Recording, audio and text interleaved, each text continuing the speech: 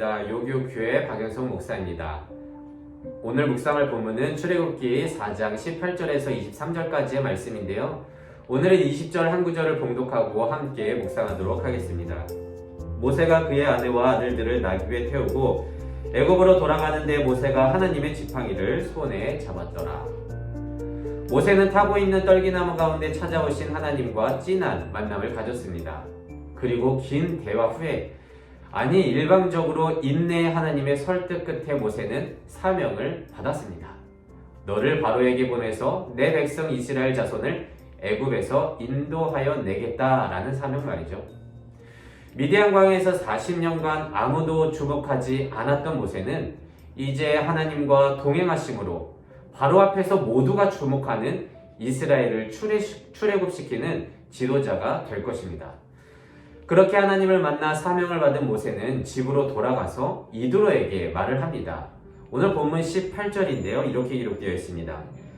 내가 애굽에 있는 내 형제들에게로 돌아가서 그들이 아직 살아있는지 알아보려 하오니 나로 가게 하소서. 고대 근동 지역에서는요, 아주 긴 여행을 가기 전에 족장의 허락을 받았어야 하는데요. 족장이자 장인, 그리고 40년간 그의 양을 돌보아 왔었기 때문에 베드로는 이드로의 허락이 필요했던 것입니다.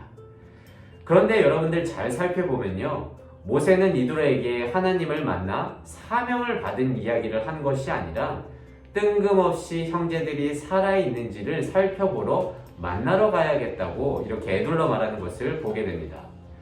그러니까 거짓말을 한 것이죠. 그런데 모세는 왜 이드로에게 하나님의 부르심을 받아서 간다고 솔직하게 말하지 못했던 것일까요? 물론 성경에는 그 정확한 이유가 기록되어 있지 않아서 알 수는 없지만 그래도 분명히 알 수 있는 한 가지는 지금 모세는요, 하나님의 부르심을 받아 이스라엘을 구원하러 가게 되었지만 아직 그 말씀을 온전히 믿지 못하고 있는 것을 볼 수 있습니다. 그런데 우리도 그렇지 않습니까? 아무리 하나님께 정확한 응답을 받았다고 해도 그것은 아직 미래에 일어날 일이고 사람이 하는 일이니까 혹시 어떻게 될지를 모른다고 그렇게 생각하곤 합니다. 그렇죠? 하나님이 하실 거라고 하는 고백은 하지만 여전히 결국 내가 해야 한다는 죄된 본성에서 나오는 불신입니다. 한편 모세가 거짓말한 것도 이해는 되는데요. 그는 40년간 처가살이 했던 사람 아니겠습니까? 그래서 지금 막 창조주 하나님으로부터 위대한 사명을 받은 자일지라도 바로 그 가족, 주위 사람들로부터 인정받은 사람은 아니기 때문에 애굽으로 가는 여행을 허락받기 위해서는 거짓말이 필요하다고 생각했을 수도 있겠습니다. 어찌 됐던지 간에 이 불신과 주위로부터의 인정은 이제 하나님과 함께함으로 서서히 해결될 것입니다. 오늘 봉독했었죠. 20절. 애굽으로 돌아가는 모세가 하나님의 지팡이를 손에 잡았더라. 여러분, 이 지팡이는요, 어떤 특별한 재료의 지팡이라서 하나님의 지팡이라고 기록한 것이 아닙니다. 그것은 단지 어디인가서 주웠고 오랜 세월 양을 치면서 사용해왔던 평범한 지팡이일 텐데요. 이제는 인생의 주인이 바뀜으로 말미암아 그 지팡이의 본질이 바뀌었음을 의미하는 것입니다. 그러니까 이제 모세의 지팡이 아니라 하나님의 지팡이라는 것이죠. 그럼에도 불구하고 그 겉모양은 여전합니다. 그것은 최신식 강철 합금이 아니라 광야에서 흔히 주울 수 있는 흔한 재료로 된 흔한 모양의 지팡이일 뿐입니다. 하지만 이제 그 지팡이는 앞으로 세상을 호령하는 바로 앞에서 재앙을 불러일으킬 것이고요. 모든 백성의 운명을 뒤바꿀 홍해를 가르는데 앞장서는 하나님의 도구가 될 것입니다. 우리는 종종 하나님을 찐하게 만나고 어떤 강력한 응답을 받은 게 감격스러워서 이제 나는 다른 사람과 조금은 다른 특별한 삶을 살지 않을까 생각하곤 하는데요. 내 능력이 향상되고 내가 하는 모든 일들이 잘 풀려서 내 삶이 드라마틱하게 변화될 것을 상상, 아니 공상하고는 합니다. 하지만 한날 엄청난 은혜를 받고 엄청난 응답을 받았어도 우리의 겉모습은 아마 그대로일 것이고요.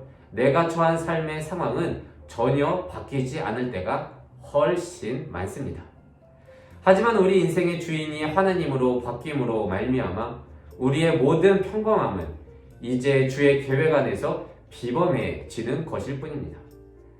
우리는요, 괜한 조급증으로 인해서 내가 이런 은혜를 받았는데, 내가 이런 응답을 받았는데 하면서 왜 빨리 내 상황과 주위의 환경이 드라마틱하게 바뀌지 않는지 하나님을 원망할 때가 있지 않습니까? 그런데요, 여러분, 하나님과 동행한다는 것은요, 내 속사람이 변하는 것이지 겉모양은 크게 바뀌지 않을 수 있다는 것을 꼭 기억해야 할 것입니다. 여러분, 일본의 대표 여류 작가 중 한 명인 빙점을 쓴 미우라 아야코 씨는요, 젊은 시절 척추성 염증을 앓았고 폐결핵을 앓게 되면서 아무것도 할 수 없다는 생각에 좌절할 때가 있었습니다. 하지만 그녀는 그 병에 굴하지 않고 자기가 할 수 있는 작은 헌신을 드리기로 결심을 하고요, 주변에 어려움을 겪는 자들을 위로하는 편지와 중보 기도를 하기 시작했습니다. 왜냐하면 그녀는 글을 잘 썼었거든요.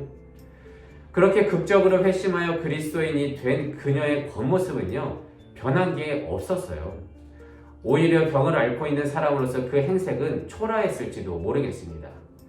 하지만 그녀의 인생의 주인이 바뀐 그녀의 겉모습은 평범했을지도 모르겠지만 그때부터 그녀의 말과 글은 다른 영혼을 살리는 하나님의 지팡이가 되어서 일본의 대표적인 기독교 여류 작가가 되는 비범한 삶을 살게 되었습니다. 그래서 여러분, 오늘은 이렇게 기도하길 원합니다. 하나님을 만나고 그 인생의 주인이 바뀔 때 모든 평범함이 주 안에서 비범함이 될 것을 우리는 보게 됩니다.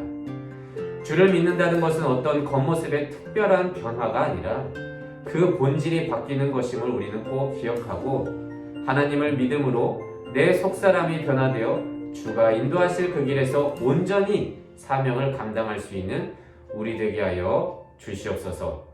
오늘도 이 말씀을 묵상하면서 한날 승리하며 나아가는 우리 되기를 진심으로 소망합니다. 기도하겠습니다.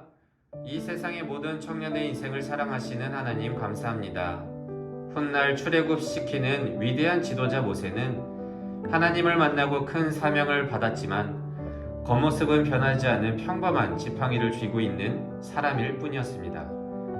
하지만 그 인생의 주인이 바뀜으로써 그는 바로에게 재앙을 내리고 홍해를 가르는 자가 될 것을 우리는 알게 됩니다.